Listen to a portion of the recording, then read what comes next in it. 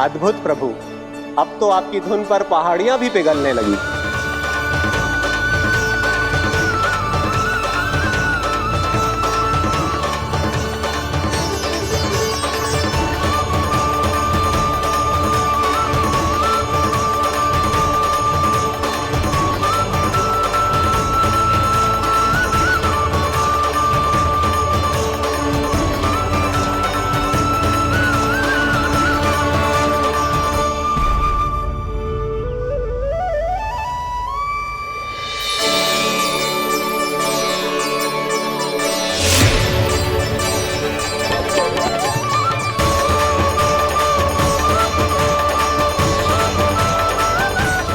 देखते ही देखते पूरी पहाड़ी बावरियल होकर पिघलने लगी है।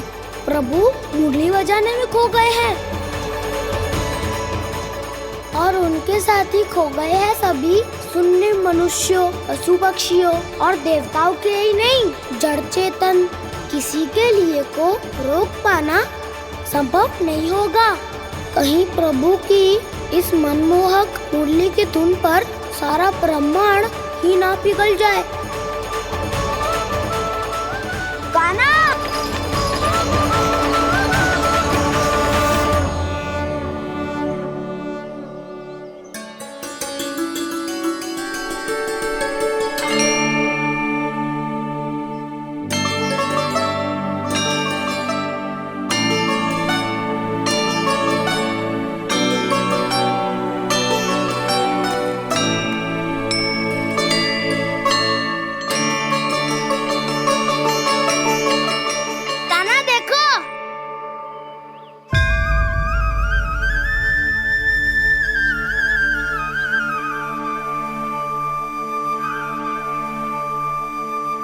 या तो आपके चरण का चिन्ह बन गया है प्रभु। अपने भक्तों के हित के लिए मेरी बस एक ही इच्छा है, ऐसी चिन्ह मेरे हर भक्त के हृदय पर हो। आपके पद चिन्ह तो सदैव से ही आपके भक्तों के हृदय पर छपे हुए हैं प्रभु, पर इस पहाड़ी ने भी अब इसे अपने मन में बसा लिया है। तो युगों युगों तक इस पहाड़ी को चरण पहाड़ी के नाम से जाना जाए। तो युगों युगों तक इस पहाड़ी को चरण पहाड़ी के नाम से जाना जाए। तो युगों युगों तक इस पहाड़ी को चरण पहाड़ी के नाम से जाना जाए।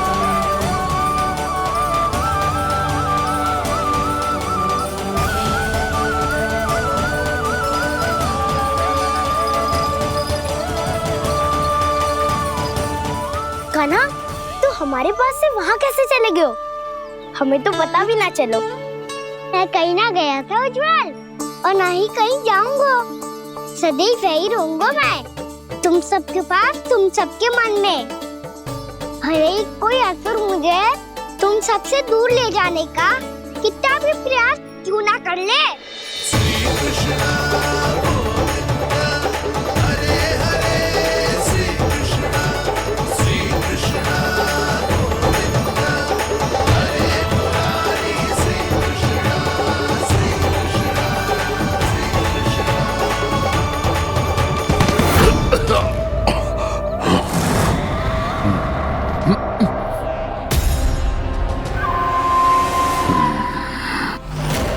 भले ही कितनी भी लीला क्यों न रच ले वो, आज उस छलिया कहलाने वाले विष्णु का सामना सच्चे छलिया से होगा।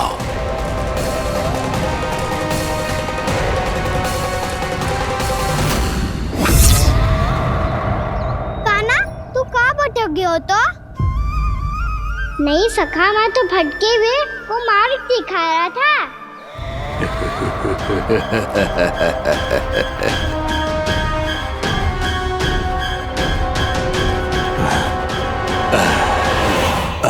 फिर से कहीं मत चले जाइयो, बहुत कठिनाई से फिर से तेरा साथ मिलो है हमें। कान्हा, तो इतने दिन बाद आए हो हैं, आज हम केवल गैया ना चराएंगे, कछु आनंद भी लेंगे आज। कैसो आनंद? मैंने मारा और गैया सरा के घर दूल्हे से पहले ही सीधे सीधे सब घर चलो। वैसे भी वन में बहुत भय लगता है मुझसे, क्योंकि किस बात का भय? इतनी शीघ्र बोल गए। अभी कुछ दिन पहले ही तो उस ससुर ने और देवता में कितने भीषण युद्ध हुआ था। हाँ, हम शीघ्र घर जाएंगे। अरे वसंता, वो युद्ध ना था, सब बड़े बड़े देवता हमारे सखा कान्हा को बचाने आए थे। तू ये सोच, जिसकी रक्षा सारे भगवान मिलके एक साथ करते हैं, वो कान्हा हमारे साथ है, तो फिर हमें कैसा भय? वो कान्हा हमारे साथ है, तो फिर हमें कैसा भय? तुम सब भी कौन सी बात लेकर बैठ गए हो? ये बताओ कि आज हम क्या खेलेंगे?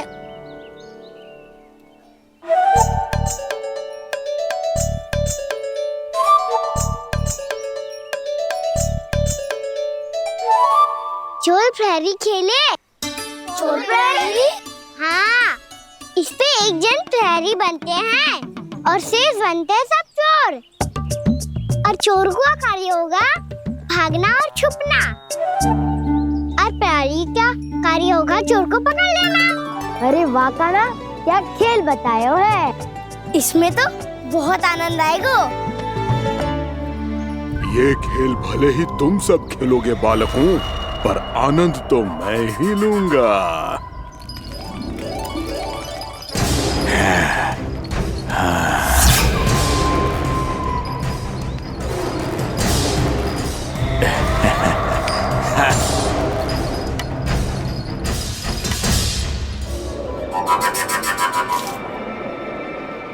ये सिक्का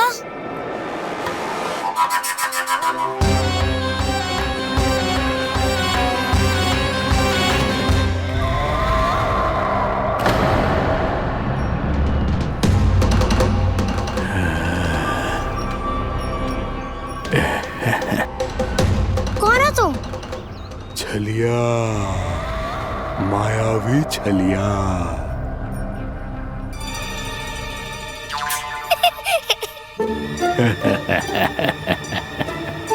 छलिया तो बहुत भयानक होता है, तुम्हारे जैसा थोड़ी दिखता है। हाँ। मुझे मूर्ख समझते हो तुम? 100 छलियाएं देखे हैं मैंने, हाँ।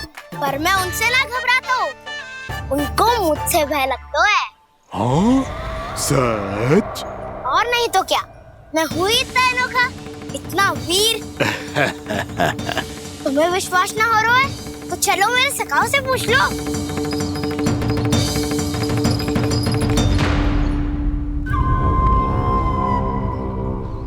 वहाँ क्या देख रहे हो?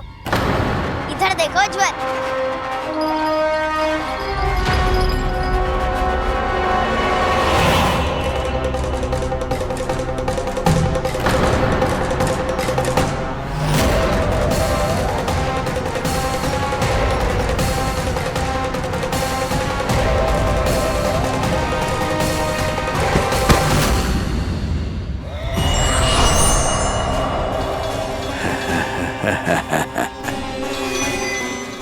सौ छलिए देखे हैं इसने।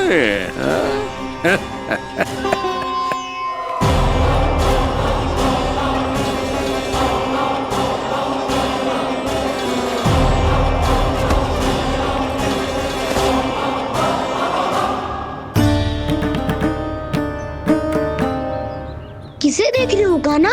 उज्जवल को। कहाँ चले गया वो?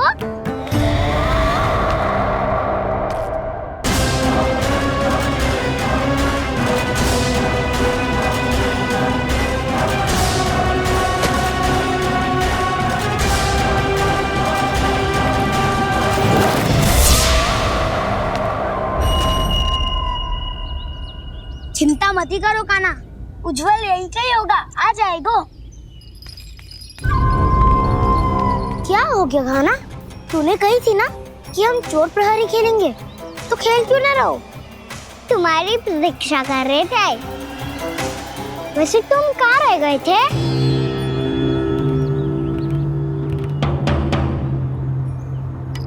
वो ये देखो ना, मुझे क्या मिला, सिक्का।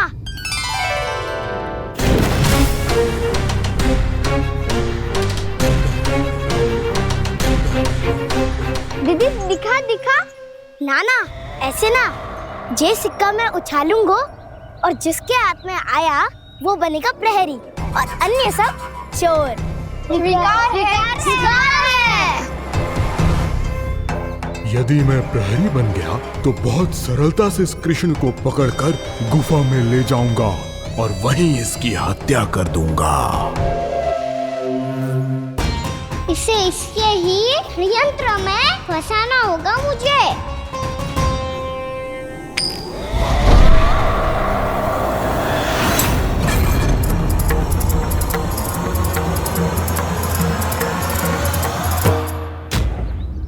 मैं प्रहरी, तुम सब चोर। कोई बात नहीं कृष्ण, अब इस उज्जवल की तरह पहले तुम्हारे सारे सखाओं को फंसाऊंगा मैं और फिर ले जाऊंगा तुम्हें।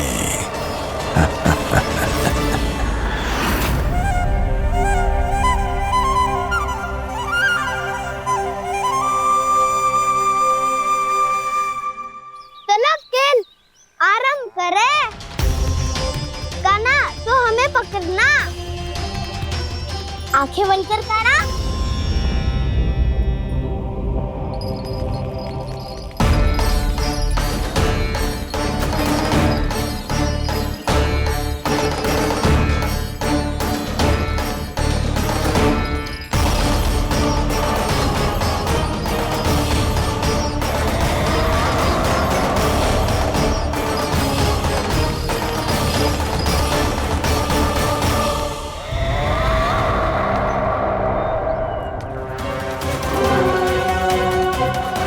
अकेला रह गया ये, अब फंस गया ये। सुबल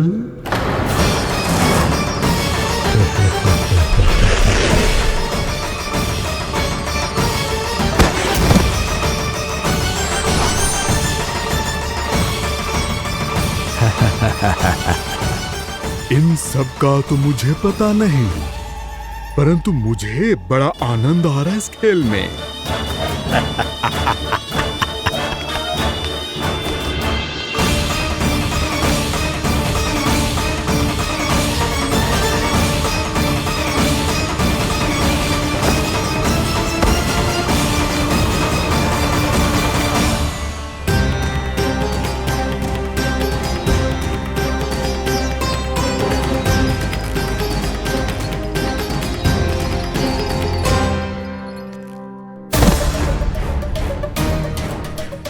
बसंता,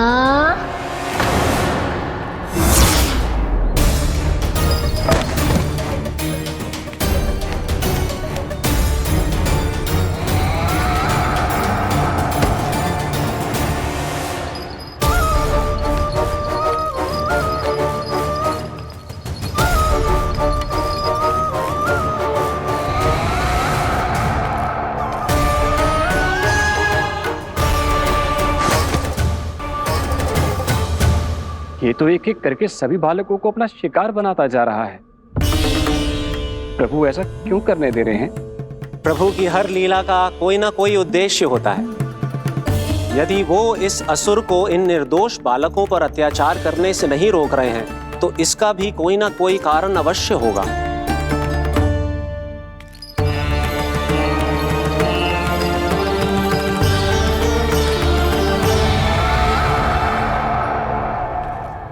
श्री दामा,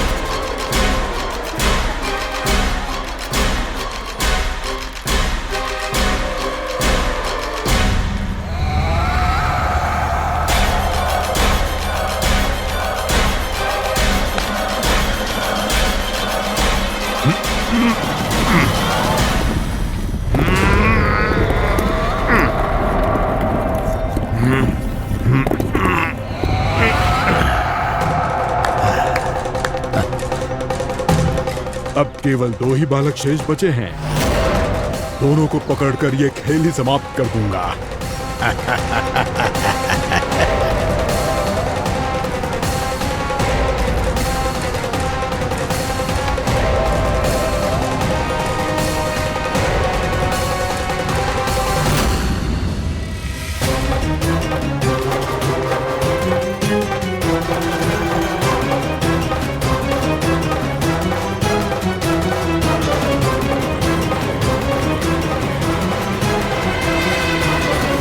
ये तो छलिया है, मायावी छलिया।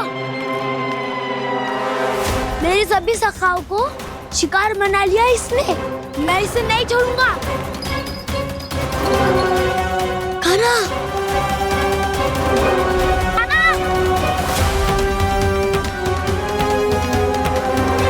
कान्हा,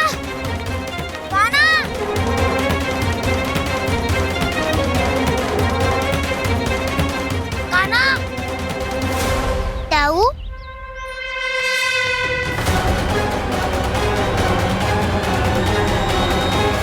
छलिया हो तुमने मेरे सखाओं का अपहरण किया है। मैं छलिया ना हूँ दाऊ। मैं तो आपका छोटा भाई हूँ, आपका कान्हा। मैंने सब कुछ अपनी आंखों से देखा है। बस तुम छलिया ही हो।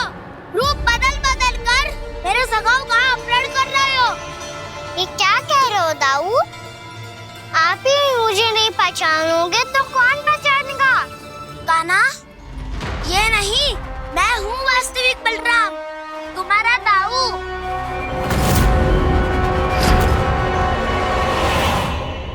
इसके बहकावे में मत आना कान्हा। ये चलिए।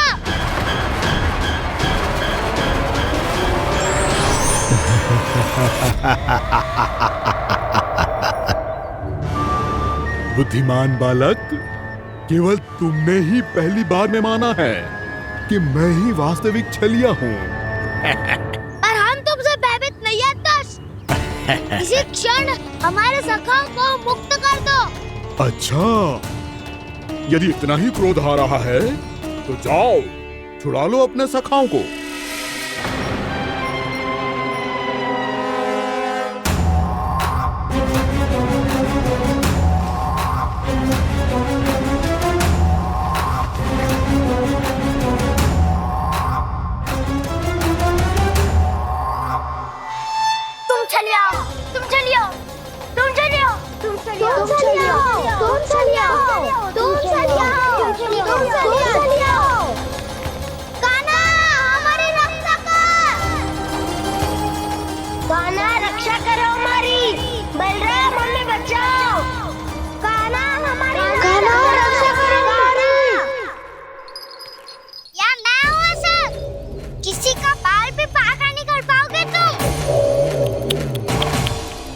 बालक, पर मैंने तो पहले ही तुम्हारे सखाओं को उस कंदरा में पहुंचा दिया है।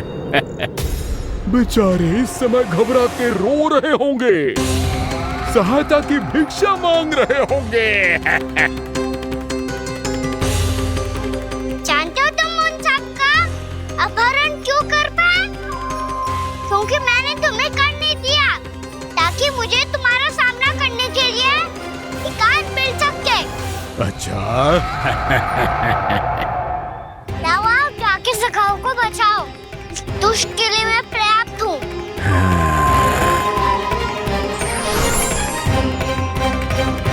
कान्हा, पीछे मुड़ के मत देखना कान्हा।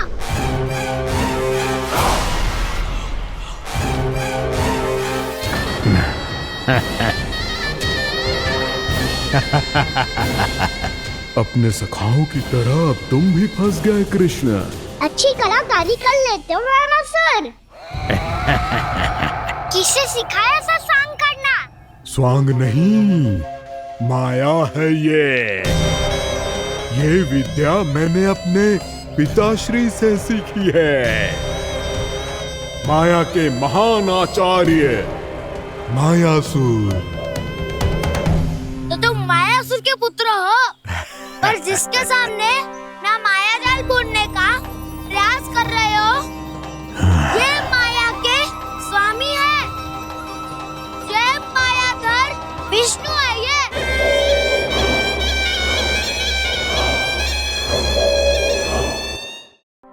के सामने माया जाल बुनने का प्रयास कर रहे हो।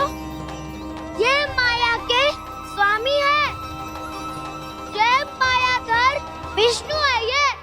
अच्छा, तो होते रहे। मैं तो इनकी हत्या करने आया हूँ और हत्या करके ही जाऊंगा। जाओ आप सखाओं को बचाओ, मैं इनका सामना कर लूंगा। पर कान्हा, अभी आप ही ने तो कहा था माया का स्वामी हूँ मैं।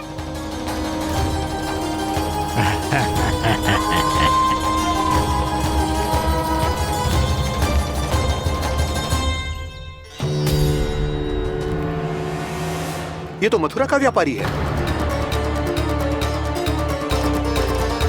इसको अर्थ वो जो था वो सच में छलिया हो तो कहीं वो नंदमोहन तो ना पहुंच गो। हमें शीघ्र ही गांव जाना पड़ेगा और सबको सावधान करना पड़ेगा। चल।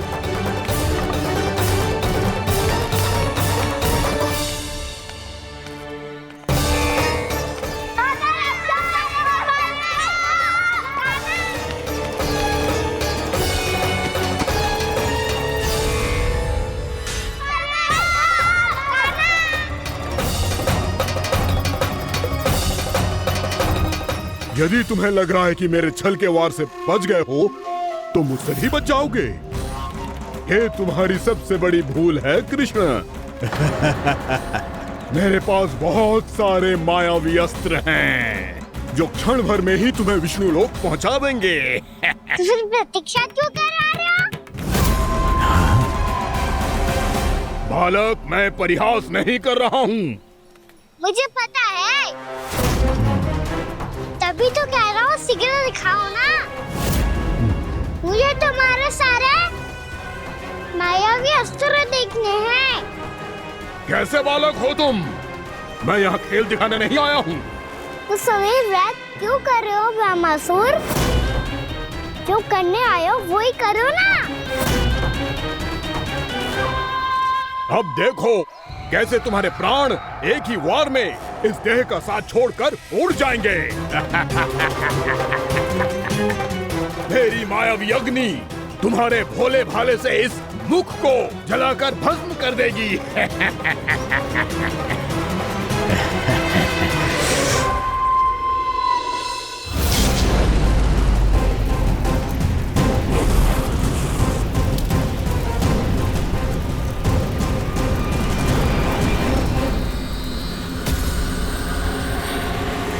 सही कह रही हो ब्रह्मासुर। भोला भाला तो दिखता हूँ मैं, भैया भी यही कहती है।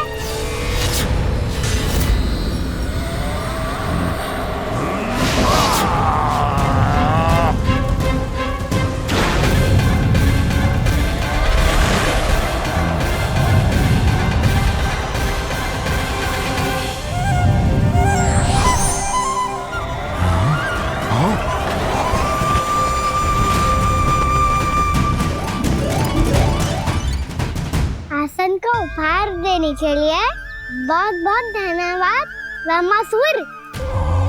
बहुत समय से खड़े खड़े थक गया था मैं।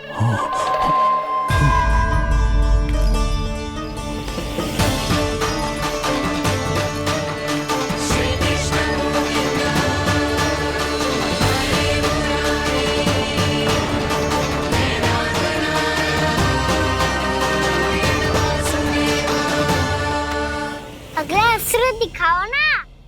तुम्हारी यही जिज्ञासा आज तुम्हारा अंत करने में सहायक बनेगी मूर्ख बालक।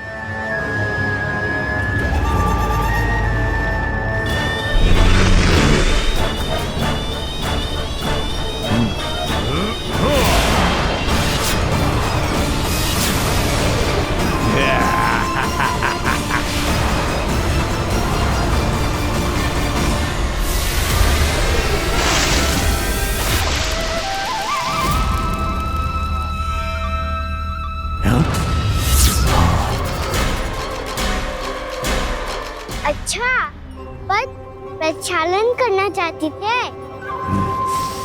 तो पहले क्यों नहीं बताया? मुस्कुराना बंद करो। तुम्हारी ये हंसी मुझे कांटों की तरह चुभ रही है। पर मैया तो कहती है कि मेरी मुस्कुराहट फूलों की तरह है।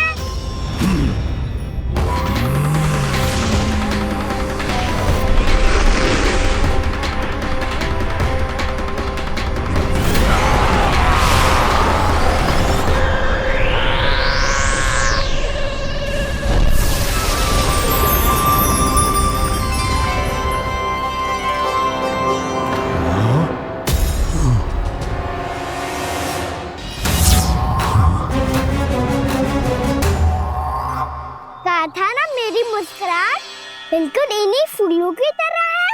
और तुम कर क्या रहे हो सर? कभी आसन दे रहे हो, कभी पद प्रक्षालन कर रहे हो और अब फूल भी चढ़ा दिए। तुम मुझ पे वार करने आए हो कि पूजा करने? तुम्हारी पूजा तो मैं अब ऐसी करूंगा कि तुम मृत्यु के बाद भी मुझे भूल नहीं पाओगे बालक।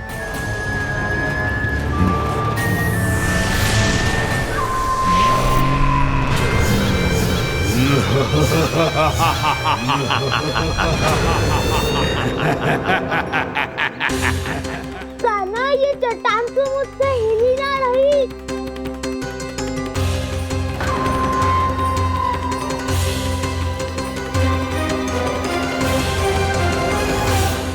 अभी कंदरा के अंदर कुछ क्षणों में ही प्राण वायु समाप्त हो जाएंगे। तुम्हारे सारे सखा एक एक कर अपने प्राण त्याग देंगे और तुम्हारा वध करूंगा मैं।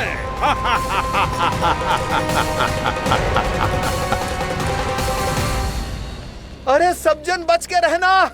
छलिया आया हुआ है वृंदावन में। अरे छलिया आ गया है। वृंदावन में मायावी छलिया। अरे क्या हुआ? कौन छलिया? मायावी छलिया, सबको छलता है वो। हाँ, कुछ भी कर सके है वो। बहुत भयानक। अरे भानु, ठहर जरा, क्या हुआ? बहुत भयानक है वो, बच के रहना सब लोग। अरे भेष बदल ले तो है वो। हाँ। क्या हुआ? छलिया है वो। अरे पूरी बात तो बताओ। रानी भाभी, रानी भाभी, कान्हा घर पर ही है ना? ऐसे भड़बड़ा क्यों रहे हो? कोई भूत देख लियो है क्या? भूत ना भाभी, छलिया से भेंट हो गई। सच्ची का मायावी छलिया है भाभी। क्या उल्टा सीधा बोले जा रहे हो? ठीक से बताओ।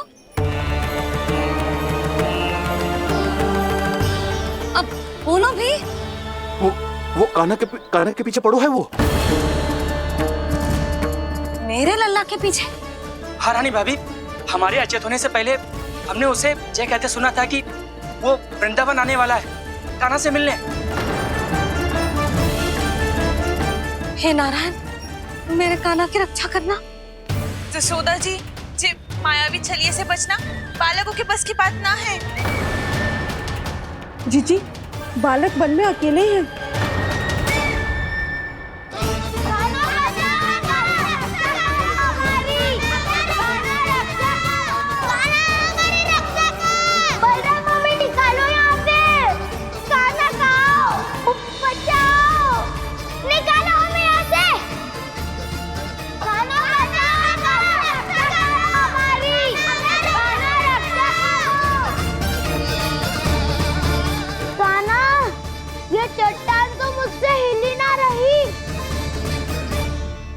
यदि मैं माया का स्वामी हूँ तो आप भी बल के स्वामी हो। ताऊ, अपनी क्षमता, अपना सामर्थ्य स्मरण करो।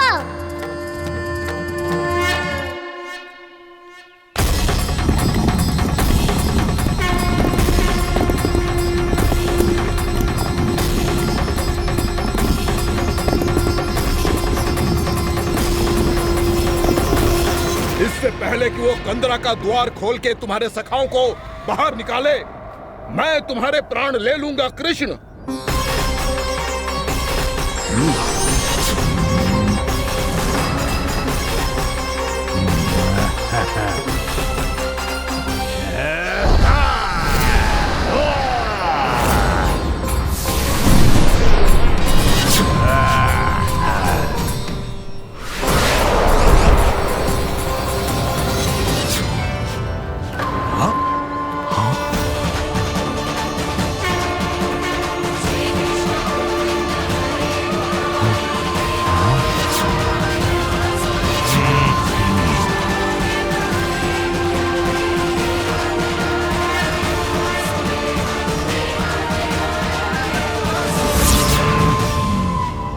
कितनी पूजा करोगे ब्रह्मासुर?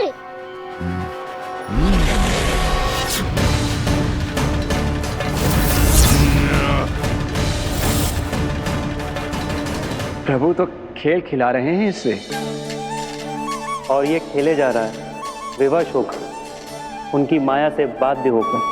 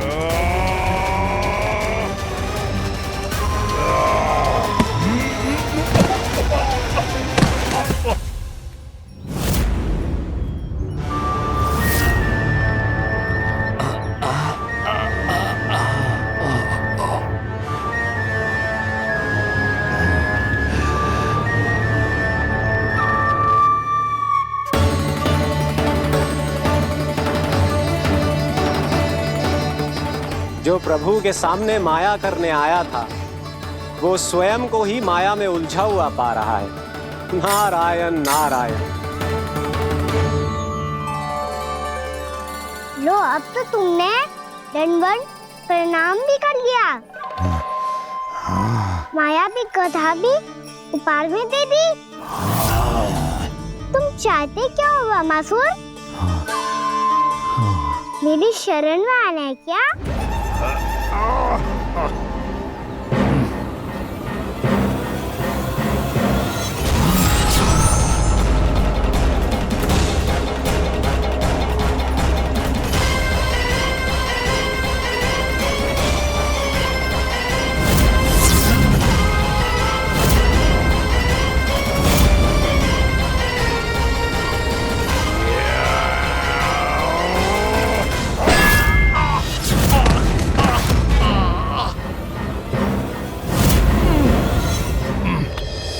सोच विचार का समय ना है हमारे पास।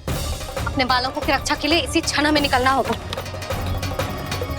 और वो छलिया किसी का भी रूप धारण कर सकते हो। सुलक्षणा तेरा, शांति तेरा या मेरा, किसी का भी रूप धारण करके हमें भ्रमित कर सकते हो। इसीलिए हमें सतर्क रहना होगा। समझ आई? चलो।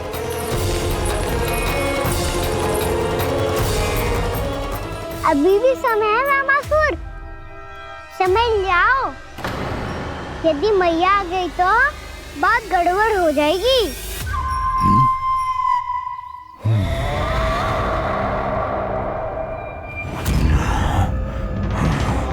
मुझसे झूठ का कोई लाभ नहीं होगा। ब्रह्मासुर, स्मरण करो तुम कौन हो? मायासुर का पुत्र हूँ मैं, अपने स्वामी महाराज कंस का सेवक हूँ, और तुम्हारा हूँ मैं काल।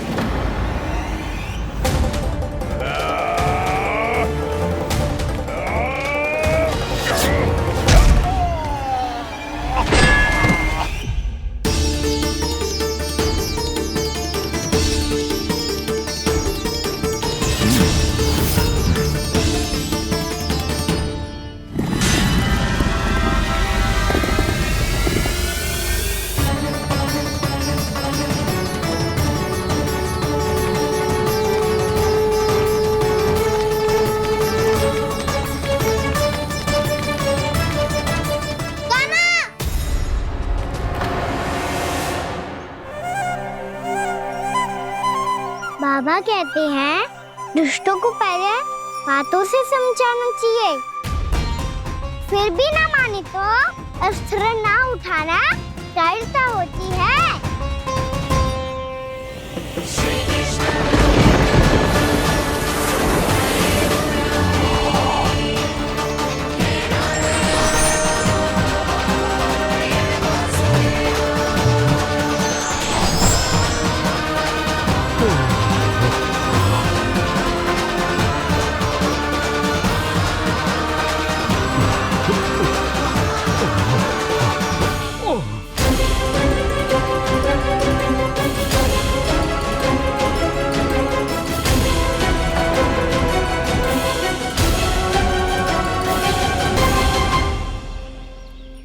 पता था मुझे, अपने बाबा के स्वरूप को हानि नहीं पहुंचाओगे।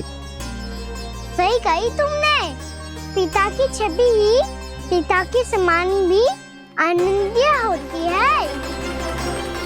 रमासुर, रमासुर। ये मैं अपने वास्तविक रूप में कैसे आ गया?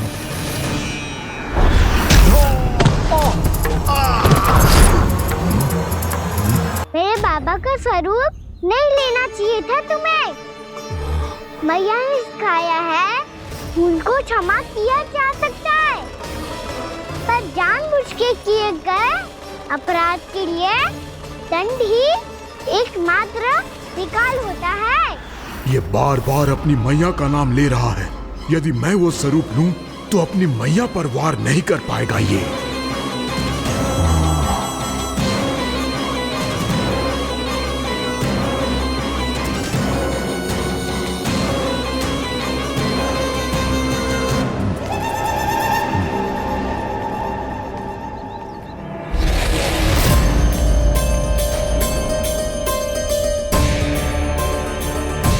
लल्ला, मैं तेरी मैया हूँ, अपनी मैया को मारेगा? बच गया। समझाया था, पर तुमने एक बार फिर से मूर्खता कर ही दी। इस पर तुमने पहले से भी बड़ी और पहले से भी भयंकर भूल किया रमासुर।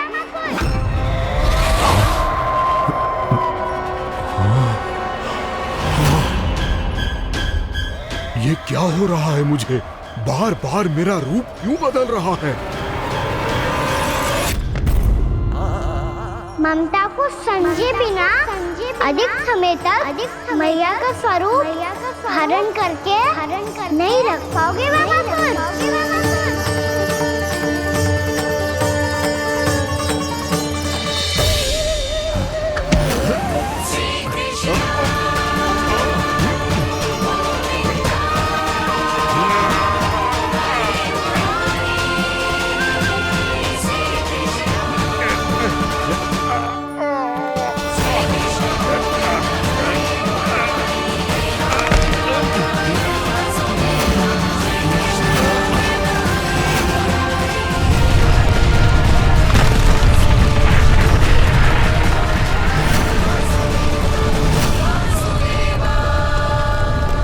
प्रभु के क्रोध से धरती भी कांपने लगी है।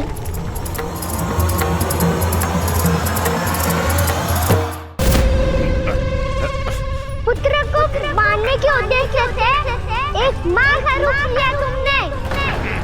ये ममता का और मेरी मैया का घोर अपमान है रमासुर।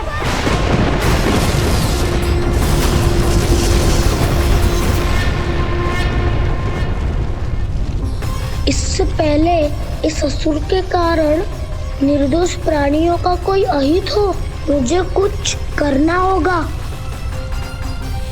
यदि मैं माया का स्वामी हूँ तो आप भी बल के स्वामी हो। दाऊ, अपनी क्षमता, अपना सामर्थ्य स्मरण करो।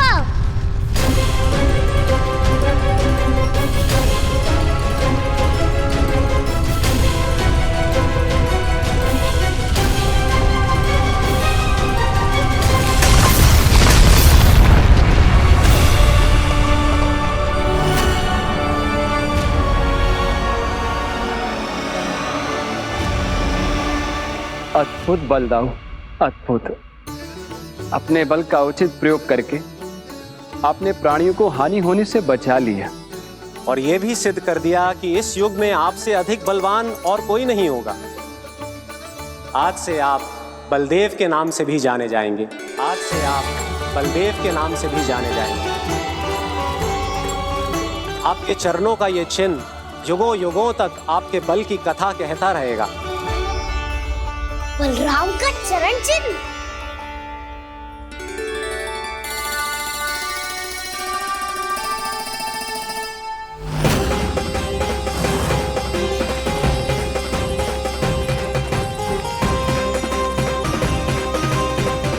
मेरी माया से आज तक कोई नहीं बच पाया है।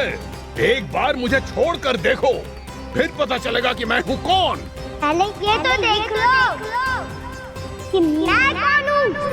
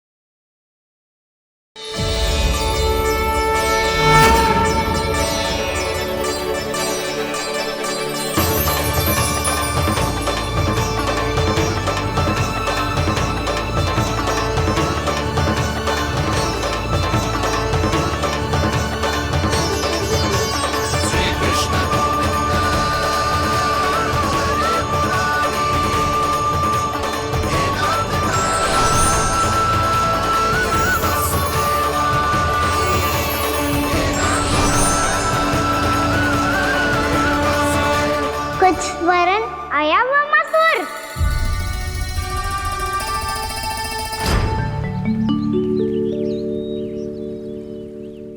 बहुत समय पहले की बात है, बहुत बड़े भूमाकर राज करते थे तुम्हें महान राजा भीमम के नाम से जाना जाता था।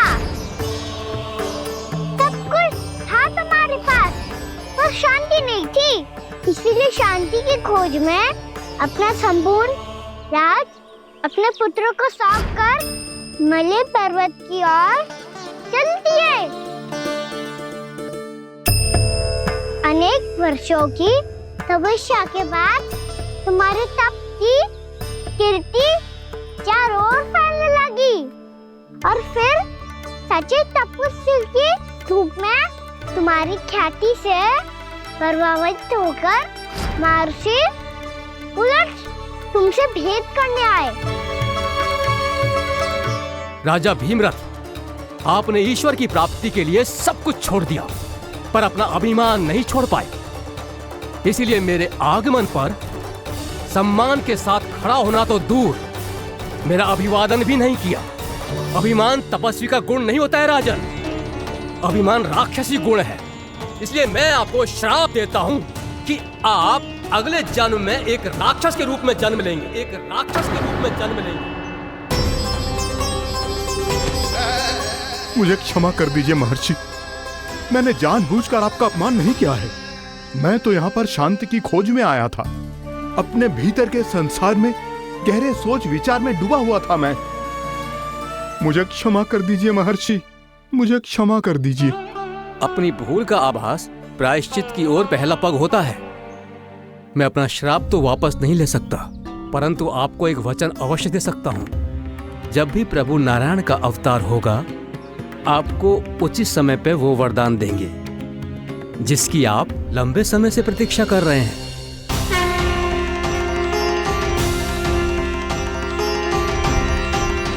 प्रभु, आपने मेरी आंखें खोल दी। अब मुझे पता चल गया है कि आप कौन हैं और मैं कौन हूँ। इसलिए आप मुझ पर कृपा करके अपने चरणों में स्थान दे दीजिए। मुझे वो शांति प्रदान कीजिए जिसकी खोज में मैं वर्षों से भटक रहा हूँ। शांति तो मोक्ष में ही है, इसीलिए मैं तुम्हें मोक्ष का वरदान देता हूँ।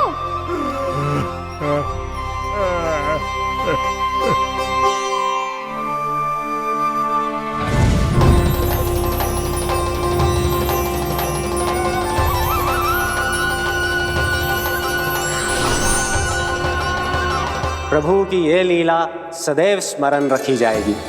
इस स्थान को इनका आशीर्वाद मिलेगा और इस कंदरा को व्योमासुर की कंदरा के रूप में पहचाना जाएगा। भविष्य में अनेक ऋषि मुनियों की शरण स्थली बनेगी ये कंदरा। दीदी, ये कोई साधारण बालक ना है। ऐसा चमत्कार कोई साधारण बालक थोड़ी ना कर सकते हो।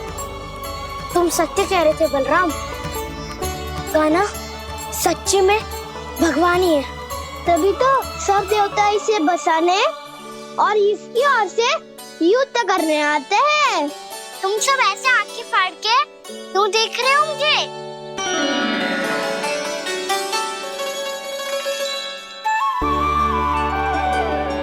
बलराम, तुम बलवान हो और कान्हा भगवान है। दूर दूर तक कोई दिखाई न दे रहा है। ना जाने किस हाल में होंगे बालक। कहीं हम ही तो मार्ग ना भटक गए शीघ्रता के चक्कर में। अब तो एक पग भी ना चलो जा रहे हो। जल, किसी के पास जल है क्या? कंठ तो मेरा भी सूख रहा है मौसी। भाभी, निकट ही जमुना जी है, कहूँ तो वहाँ से जल ले आओ। मैं भी जा रही हूँ भाभी, एक से भले दो। हाँ चल, शीघ्रता से आओ। हाँ।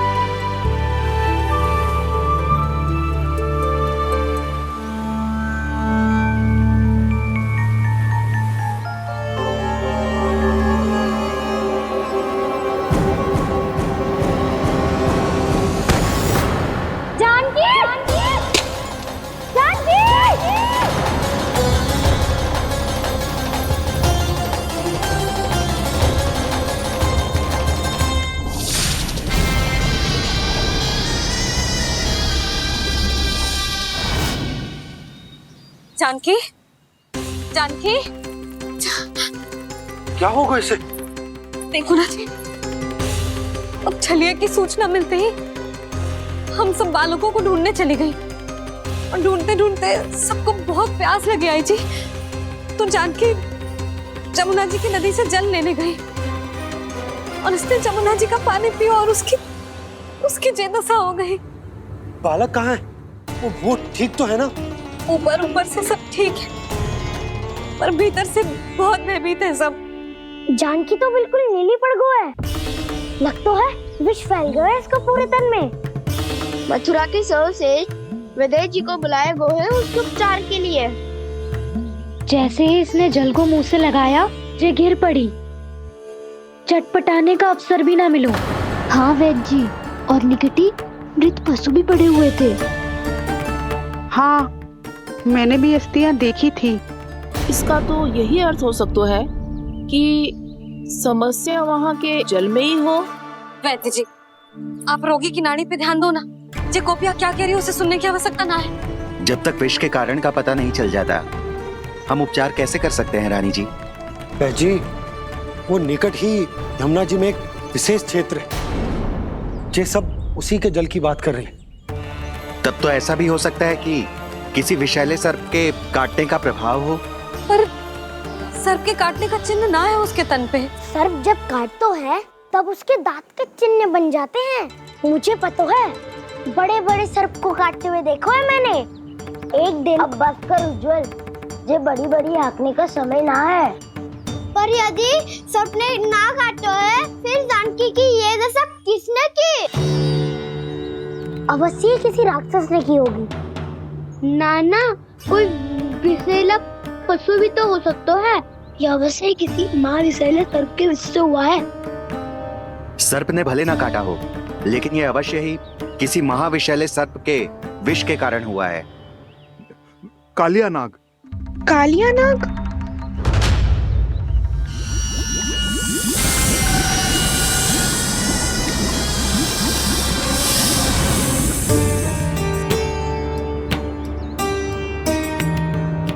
संकेतों से तो ऐसा लगता है कि जानकी ने कालिया नाग के क्षेत्र के विशाल जल पी लियो है। कालिया नाग एक लोक श्रुति है, कल्पना में गढ़ी हुई एक कथा, और कछु न है। हमें जाके पता लगाना पड़ेगा। पर हमें वहां जाने से मना किया है ना बड़ों ने। उज्जवल सही कह रहे हो है। इस समय जानकी के स्वार्थ से अधिक महत्वपूर्ण और कछु ना है। जानकी हमारे लिए ही जलाने गई थी जी, ना मैं उसे जाने देती ना जैसा वो तो। वैद्य जी आप शीघ्र कछु करो, कैसे भी कछु भी करो, पर इसके प्राण बचा लो। यशोदा, धैर्य रखो, श्री नारायण पर विश्वास रखो, वो सब ठीक कर देंगे।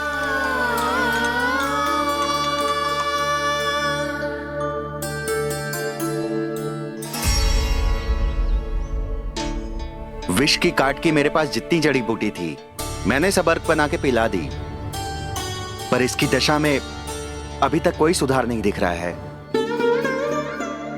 यह अंतिम जड़ी बूटी है, अगर इससे भी चमत्कार नहीं हुआ तो फिर जो नारायण की इच्छा।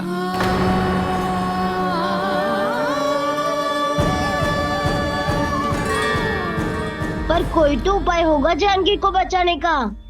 कान्हा, यदि तुझे किसी औषधि के बारे में पता है हमें बता दे, हम जाके ले आएंगे।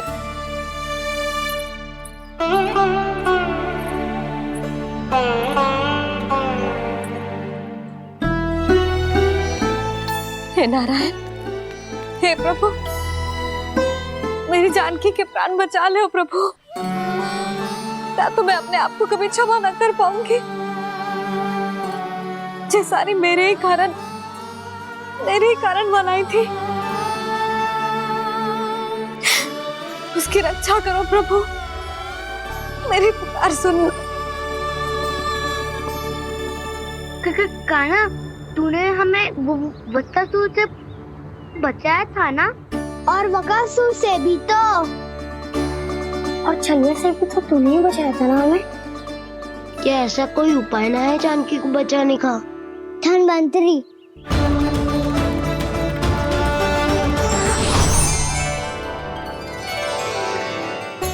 मैं आ गया हूं प्रभु, चिंता मत कीजिए, आपके आदेश का पालन अवश्य होगा। यशोदा मैया,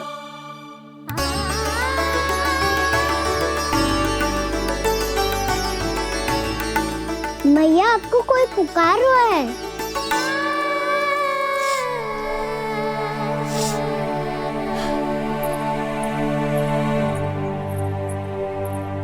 चिंता मत करो मैया, अब धन्वंतरी जी आ गए हैं, वो सब संभाल लेंगे। धन्वंतरी जी कौन है? जिन्होंने संसार का आयुर्वेद दिया, आरोग्य के देवता, वे श्री नारायण के अवतार।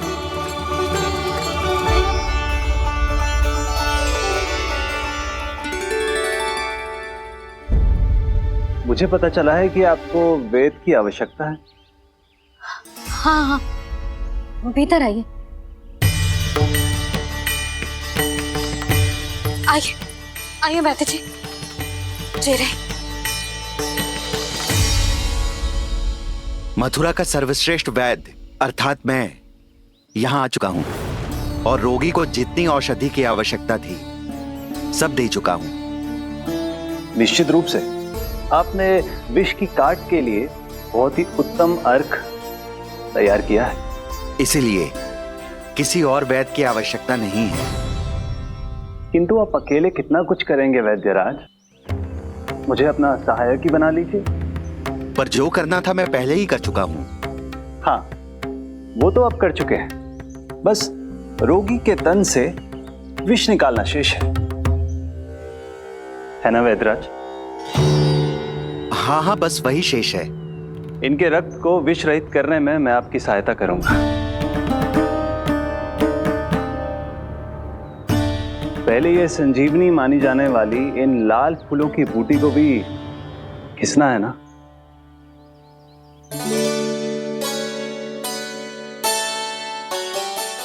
हाँ हाँ, तुम सही कह रहे हो, इसे अच्छे से घिसो।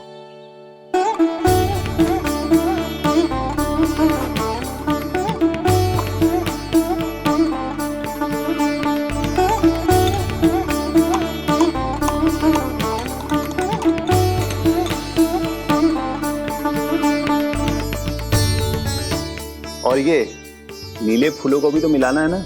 हाँ हाँ, अच्छे सहायक बन सकते हो तुम, ऐसे ही श्रम करते रहो।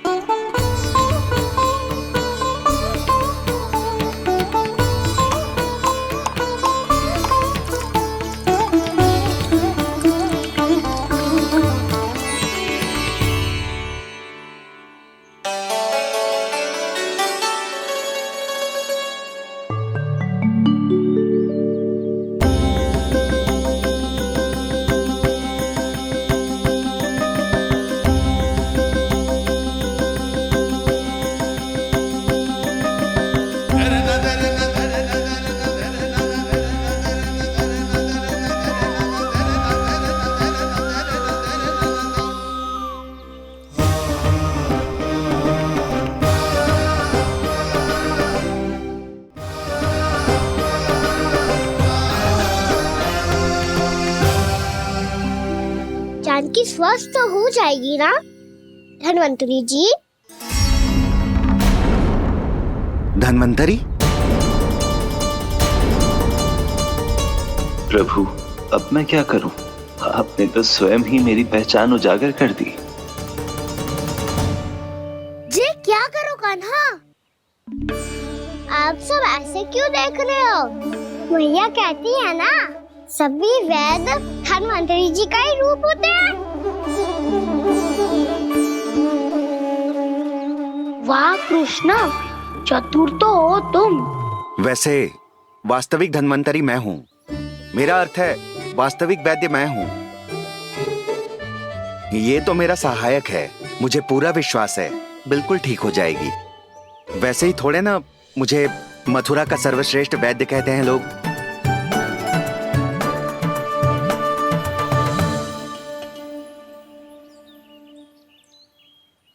जसोदा भाभी, जसोदा जी, जानकी को चेतना आ गई। जानकी, जानकी, जानकी, तू ठीक है ना? क्षमा करना भाभी, मैं आपके लिए जल ना ला पाई। बस बहुत भूख लगी है। मैं अभी कुछ लाती हूँ।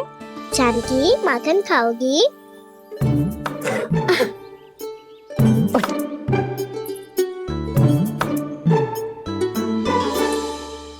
आजा, तू ही खिला दे लल्ला।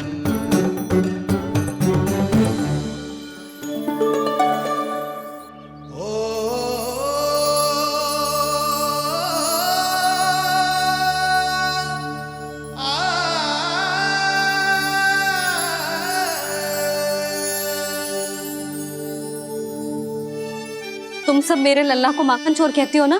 आज देखो, अपना ही माखन जानकी को खिला रहे है।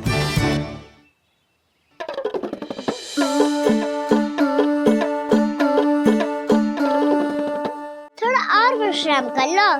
सदैव तुम हम सबकी सेवा करती हो, आज मैं तुम्हारी सेवा करूंगा। जानकी की जिज्ञासा तब हुई जब जय यशोदा काकी की सेवा कर रही थी, और अब देखो स्वयं भगवान ही इसकी सेवा कर रहे हैं। जानते हो इससे क्या सिद्ध होता है? जो भी यशोदा मैया की पूजा करेगा, अर्थात अपने माता पिता की सेवा करेगा, उनके साथ सम्मान से व्यवहार करेगा, ईश्वर स्वयं उसका ध्यान रखेंगे। कभी धन्वंतरी के रूप में तो कभी स्वयं कान्हा के रूप में। भक्त और भगवान का देखो कैसा ये अनुराग, स्वयं करे सेवा प्रभु, अद्भुत गोपी का भाग्य। प्रभु इन सब पृथ्वीवासियों से कितना घुल मिल गए हैं। ना तो ये प्रभु को भगवान मानते हैं और ना ही प्रभु अपने आप को इनसे सर्वश्रेष्ठ समझते हैं। अपने आचरण से ये सिद्ध कर रहे हैं कि ये सभी में हैं और सभी इनका ही अंश है।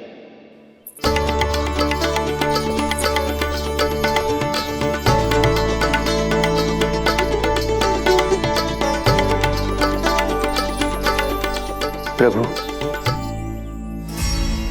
अब मुझे जाने की आज्ञा दीजिए।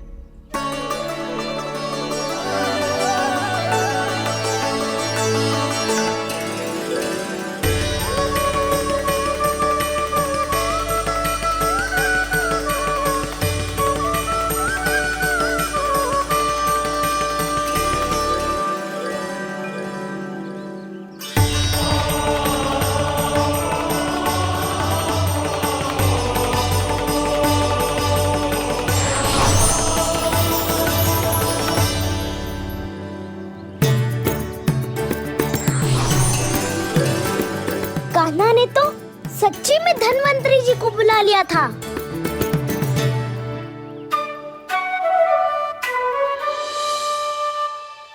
जब से कान्हा का जन्म हुआ है ना, मैं तब से देख रही हूँ, तब से हम पे कोई भी संकट आती है ना, तो अचानक से कोई अपरिचित हमारी सहायता करने आ जाता है, और जाते समय कान्हा की आज्ञा लेके जाते है, और कभी कभी तो इसे प्रभु बोल के जाते है। बाबा संभालो।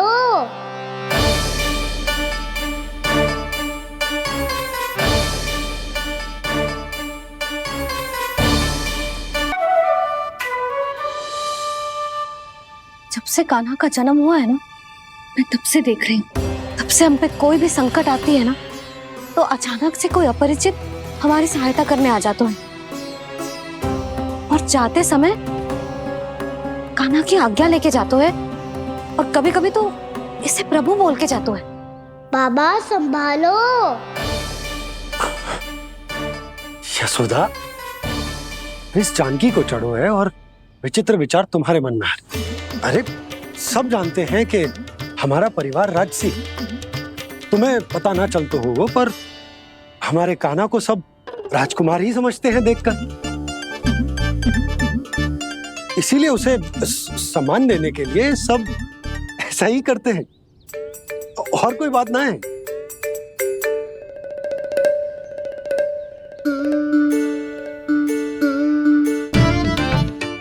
अब जे मेरे लल्ला को ऐसे क्यों घूर रहे हैं? बुरी दृष्टि लगाएंगे क्या?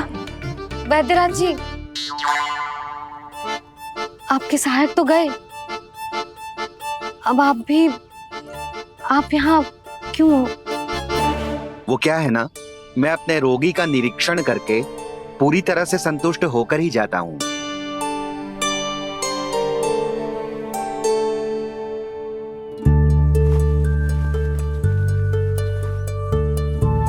हाँ, संकेत तो अच्छे हैं, कल सुबह तक बिल्कुल ठीक हो जाएगी। धन्यवाद वैद्य जी।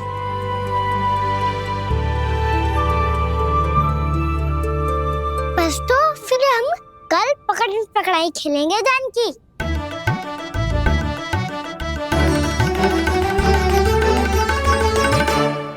भानु, बंसी, जाकर उस क्षेत्र के चारों ओर बाड़ बनवा दो, और वहां सूचना पट्ट भी लगा देना, ताकि जानकी के साथ जो हुआ है वो किसी और के साथ ना हो।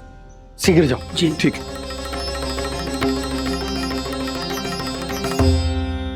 बाड़ और सूचना पट लगवाने से समस्या का समाधान नहीं होगा बाबा। निर्दोष पशु सूचना पट देखकर भी कुछ समझ नहीं पाएंगे।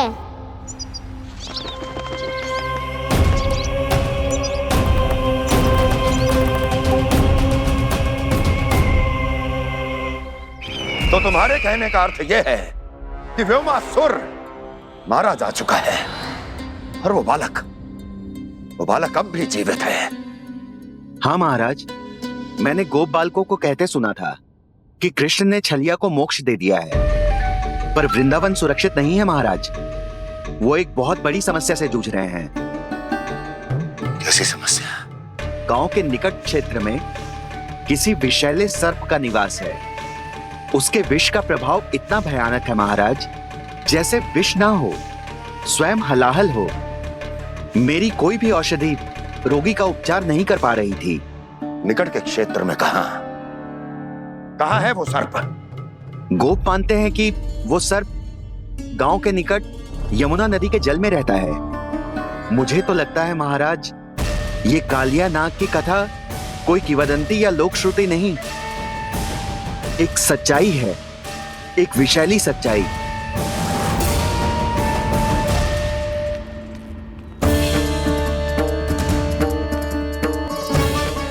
कालिया का सामना करने का समय आ गया है, पर उससे पहले मुझे बुलाना होगा उन्हें।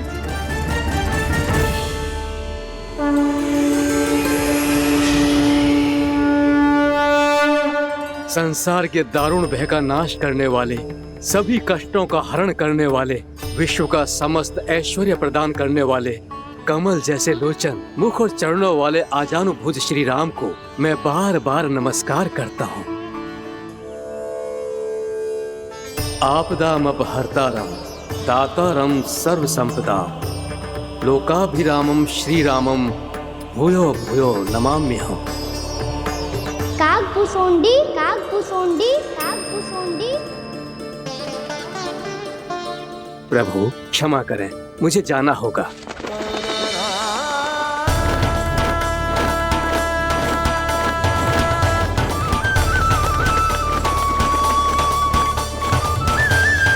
प्रणाम प्रभु। अनेक बार मैं आपके दर्शनों के लिए आया प्रभु। कभी नंद भवन के झरोखों से आपके दर्शन करके चला जाता था, तो कभी दूर किसी वृक्ष की आड़ से आपको निहार लिया करता था। आज आपने स्वयं मुझे बुलाकर धन्य कर दिया प्रभु।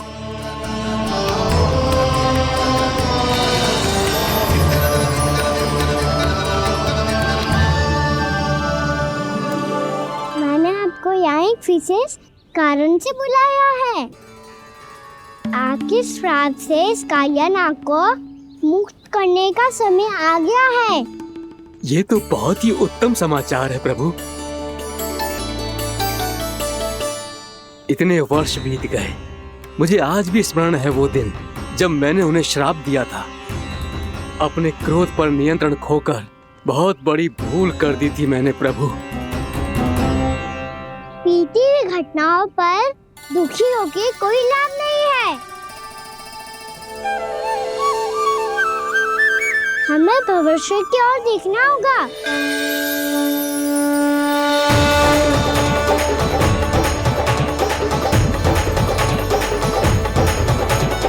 आदेश कीजिए प्रभु, क्या आज्ञा है आपकी? जब मैं कालिया नाग का सामना करने जाऊं, तो आप यहीं रहिएगा। आपको अपने आप पता चल जाएगा कि कब क्या करना है। और हाँ, लौटते जाते समय नारद मुनि से कहिएगा, वो आकर मुझसे भेंट करे। अवश्य प्रभु, प्रणाम। क्या इसने सच्ची में देवर्षि नारद को बुलाया है? नारायण नारायण। आपको संदेश भेजने की आवश्यकता नहीं थी। आप स्मरण करते और मैं चला आता। तुम्हारा कल्याण हो नारद।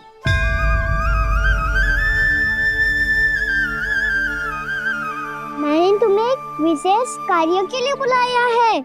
आज्ञा दीजिए प्रभु। तुम्हें एक बार फिर कंस से भेंट करनी होगी। विचार कीजिए महाराज।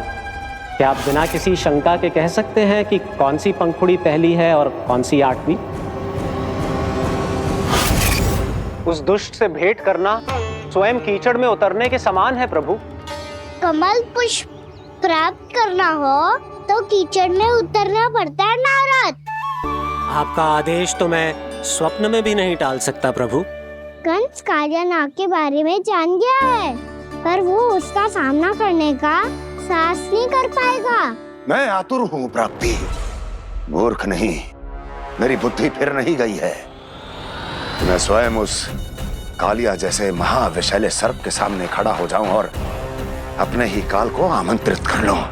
तो फिर अपने लाभ के लिए उसका प्रयोग करने का कोई और उपाय सोचिए स्वामी। कुछ ऐसा कीजिए कि यमुना नदी का पूरा जल विषैला हो जाए और वृंदावन वासी उसका उपयोग करे, और आपका काल कहलाने वाला वो बालक स्वयं काल के गाल में चला जाए। उत्तम उत्तम सुझाव है प्राप्ति। अब मुझे उस कालिया तक पहुंचने का मार्ग ढूंढना होगा। उसको विवश करने का कोई उपाय ढूंढना होगा, क्योंकि व्यक्तिगत रूप से उससे भेंट करना असंभव है।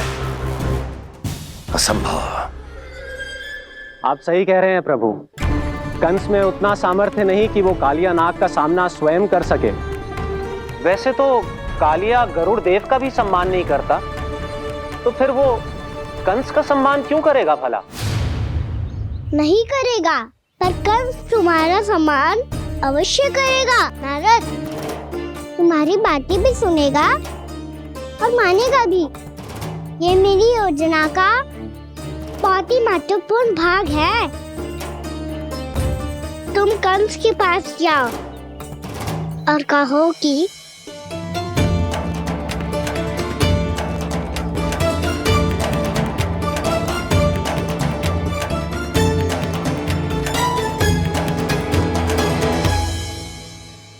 संतान अपने माता पिता को तीर्थ का सौभाग्य दिलाती, पर मेरा लल्ला कितना महान कि उसने हमारे घर को ही तीर्थ बना दिया।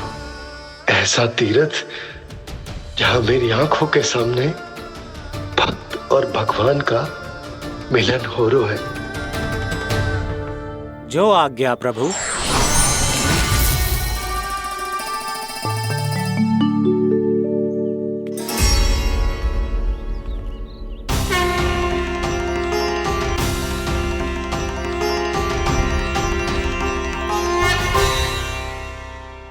बाबा कान्हा, ये सब क्या चल रहा है? पहले काग भुसुंडी जी और फिर जे नारद जी। क्या योजना बना रहे हो तुम? कान्हा बताना लल्ला, क्या सोच रहे तू? कान्हा देख, अगर तुझे अपने बाबा को ना बताना हो ना, अपने भक्त को बता दे। क्या सोच रहे हो लल्ला?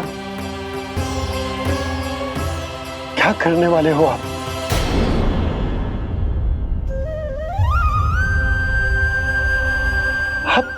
आप इतने दुखी क्यों हो? कान्हा, कान्हा क्या होगा? क्योंकि मुझे आभास हो गया है बाबा, समय आने वाला है। कौन सा समय आने वाला है लल्ला? शीघ्र ही सब कुछ बदलने वाला है। भैया को मेरा सत्य पता चल जाएगा बाबा।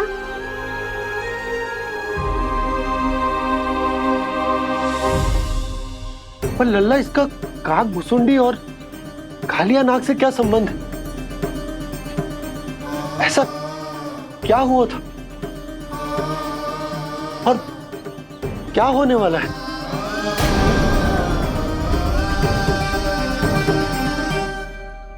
जो होने वाला है बाबा, उसका संबंध उससे है जो सैकड़ों वर्ष पहले हुआ था। महर्षि भृगु के एक वंशज थे, वेदशिरा मुनि, जो विंध्याचल की पहाड़ियों में साधना कर रहे थे। तभी वहाँ अश्वशिरा नाम के एक दूसरे मुनि आमंत्रण के बिना ही आ गए। कितना सुंदर और शांतिपूर्ण आश्रम है। यहाँ प्रभु की साधना करने में बहुत आनंद आएगा। शीघ्र ही अश्वशिरा मुनि उपस्थिति के कारण होने वाले व्यवधान से बाध्य होकर वेदशिरा मुनि ने अपनी आंखें खोली। कौन हो तुम और यहाँ क्या कर रहे हो? आपके आश्रम में बहुत शांति है मुनिवर। साधना करने के लिए बहुत ही उत्तम स्थान है ये।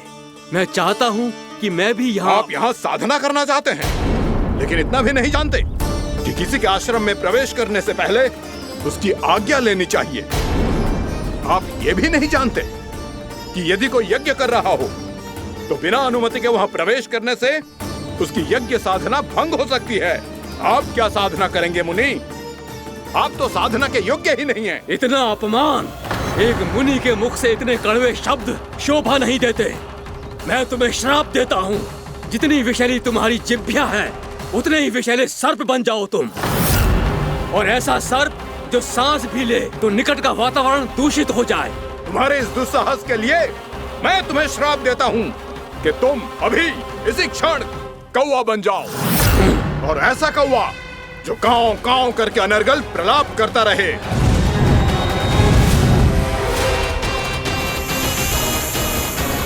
ये मैंने क्या किया? ये मैंने क्या किया? क्रोध के कारण दोनों ने एक दूसरे को श्राप दे दिया। पर दोनों ही मेरे भक्त हैं और भगवान होकर मैं अपने भक्तों को इतनी कठिनाई में कैसे देख सकता था। इसीलिए जिस संकट में उन दोनों ने अपने आप को फंसा लिया था, उसका समाधान करने में मैं उनके पास गया।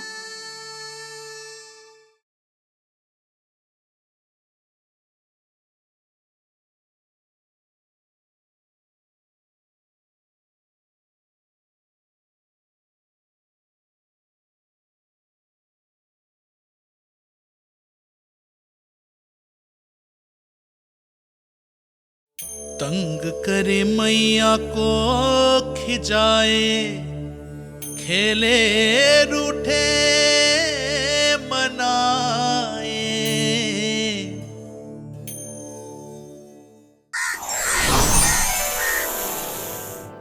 देखिए ना प्रभु, ये क्या हो गया हमसे?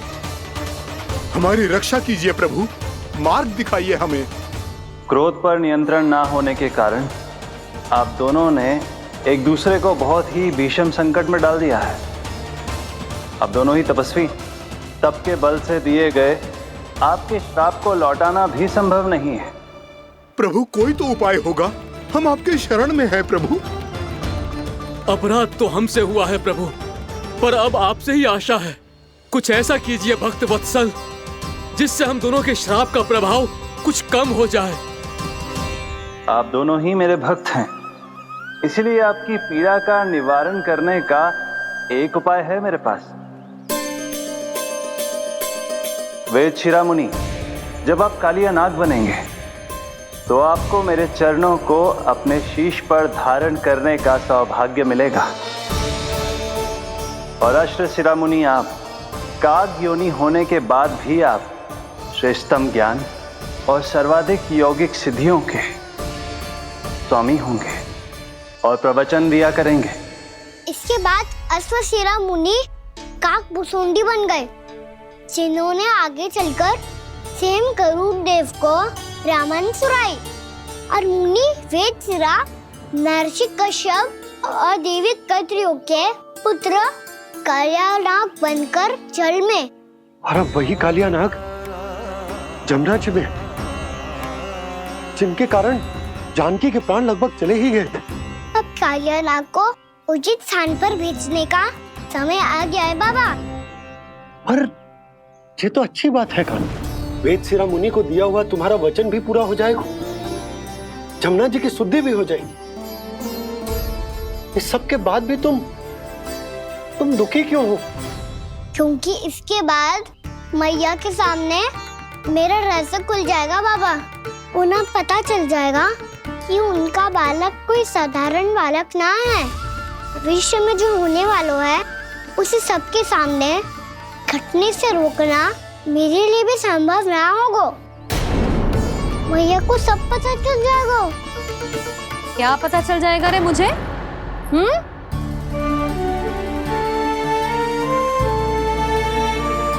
यही कि सबसे अधिक प्रेम मैं आपसे ही करता हूँ। अब बस भी कर, चलो भोजन के लिए बुलाने आई थी तुम दोनों को। भूखा थोड़े ना रहने दूंगी अपने लल्ला को, मेरा लल्ला दुर्बल हो जाएगा ना। आप खिलाओगे तो ही खाऊंगा। हाँ ठीक है, मैं ही खिलाऊंगी। अब चल, आओ जी चल।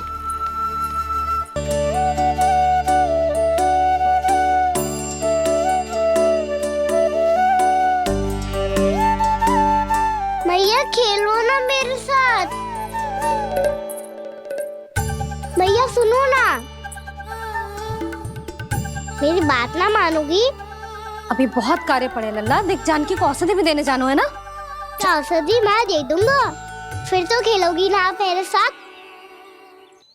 पिछले कुछ दिनों से अपनी मैया का अधिक से अधिक प्रेम पाने का प्रयास करो है कान्हा। इसका तो एक ही अर्थ हो सकता है कि कछु बहुत बड़ो होने वालों है। कान्हा रुक जा लल्ला। कान्हा क्यों तंग कर रहा है? मैया को पहन लेना। कान्हा, कान्हा, ये क्या करो तूने?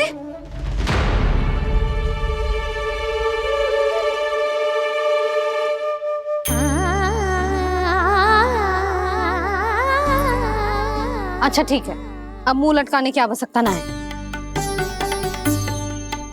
ये ले।